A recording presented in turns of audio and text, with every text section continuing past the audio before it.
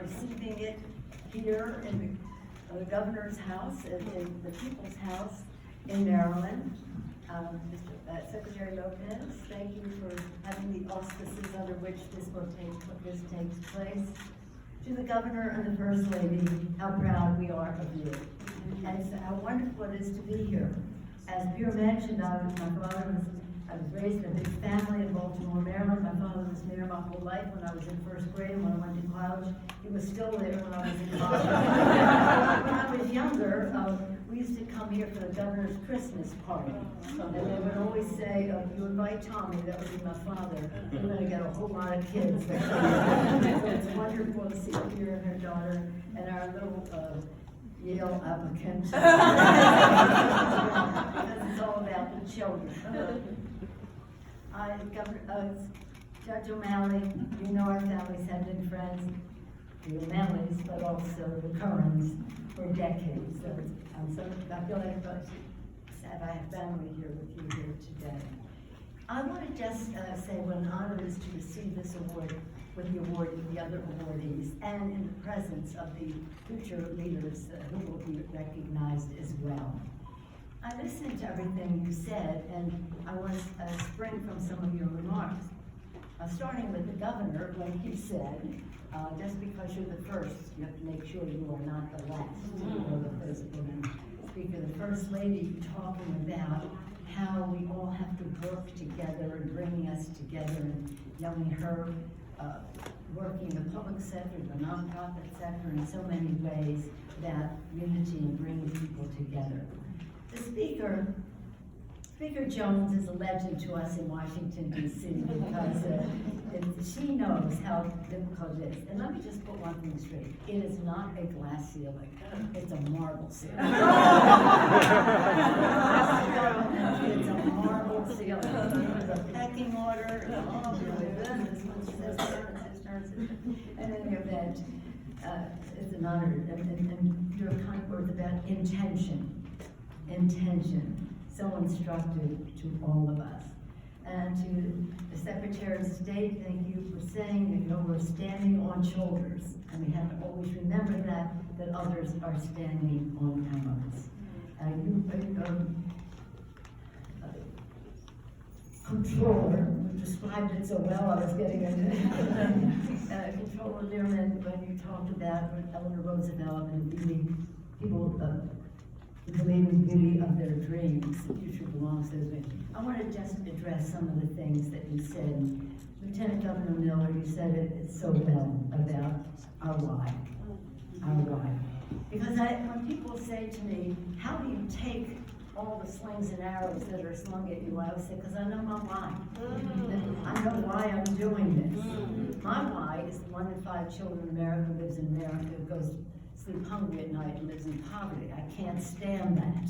And that's why I went from housewife to house member to house speaker about the children.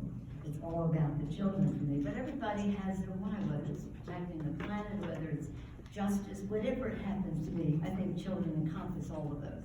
But listening to what you had to say, I decided to tell you a couple stories. One is when the governor and first lady and distinguished honorees and commissioners and all of you, Mr. Secretary, when I was first elected to leadership, I went to the White House for my first meeting as leader of the Democrats in the House of Representatives. And I've been to the White House many times, Governor, as an appropriator, as an intelligence person, all the rest. So I wasn't even intimidated by it. I was just like another meeting at the White House. that sounds casual, but it gets that way over time. In any event, I go into the room, and as soon as the door opened, I realized this was unlike any meeting that any woman had ever been to before. Because there was the president, the vice president, the Republican leaders, the House and Senate, and I was representing the Democratic leaders. It was like any other meeting I'd been to, but unlike any woman had been to before. Because while women had been as cabinet officers, and that is a spectacular achievement, I was there as a representative, Article 1, the legislative branch, not at the pleasure of the president, but at the will of the House, the Democrats. So you're at the table sort of, not on a par with each other, but not subservient one to the other. So I'm sitting there, and President Bush was present, George W. Bush. He couldn't have been more gracious. He's a lovely, gracious man. He was saying how, here we had our first woman ever in history, and I know we're going to hear some other idea. He's going on like that. And all of a sudden, I felt really cramped in my chair. I was just squeezed in my chair. I could barely listen to him. And then I realized that I was sitting next to Lucretia Mott and Elizabeth Cady Stanton and Susan B. Anthony and Sir John Trudeau. They were all there on the chair. And then I could hear them say, "At last we have a seat at the table."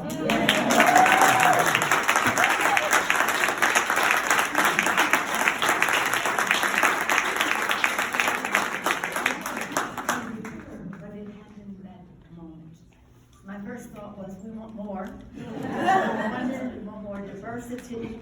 We want to look more like America. But as I think of that, I think of what you said about why, and I think about the beauty, the future belongs to the dreams. Their dreams. Imagine how they worked so hard, so long for women to have the right to vote. And part of their dream was to have a seat at that table, and then, of course, more, Eleanor Roosevelt. And it was quite remarkable. And I say this to the young leaders who will be honored. I knew at that moment, I knew it before, but the reality was there that I was standing on their shoulders, and they had worked so hard. So I had such a responsibility as we go forward. So I'm on their shoulders, and so many others are on the shoulders of those of us who have had this opportunity. And so this award to me means so much, because we do believe that when women succeed, America succeeds. Yes. In closing, that's what they all say, right?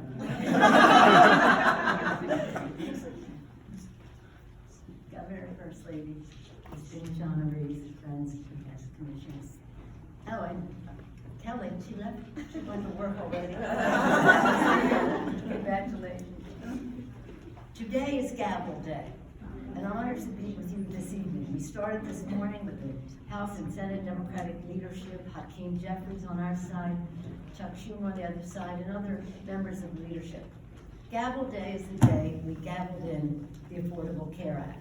14 years ago.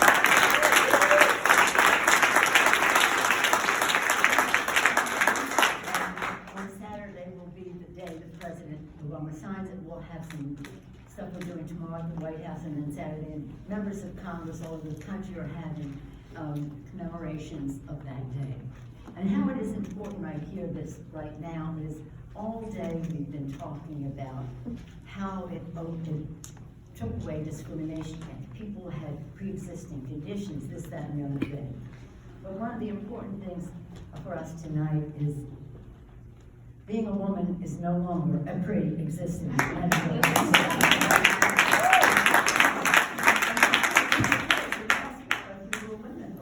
So how could that be? But in any event, I'll just say again, President Obama was such an inspiration, such a leader to make it happen. But as we continue, the bill has improved act has improved under the leadership of Joe Biden. And I'll close by saying this, I said it once, twice, I won't say it. People say to me, wasn't it exciting for you to be there? You, as the Speaker of the House, second in line to the President and the Vice President of the United States, 2 women, Kamala Harris, 2 women behind the President of the United States. It was a wonderful optic, and it was a great fact. But what was very important is what Joe Biden said in his speech. And he talked about women in every way, having the opportunity to fulfill their role, whether it's child care, whether it's family and medical leave, whether it's home health care, whether it's STEM education for women, whether it's ownership, not just jobs, but ownership in the new economies that are coming because of the bills that we passed. So it wasn't just about the fact that we were there. It was that we were there for the women, and we have to make it happen. So as I close, I just want to say, at a crucial moment, Governor and the First Lady have provided opportunity in the Maryland approach to all that you were doing here. But in the country, there is opportunity for us to hold on to our rights, take some of them back, but not subscribe to any incrementalism. We can leapfrog over any past resistance to make the future better, because again, when women succeed, America succeeds. Yes.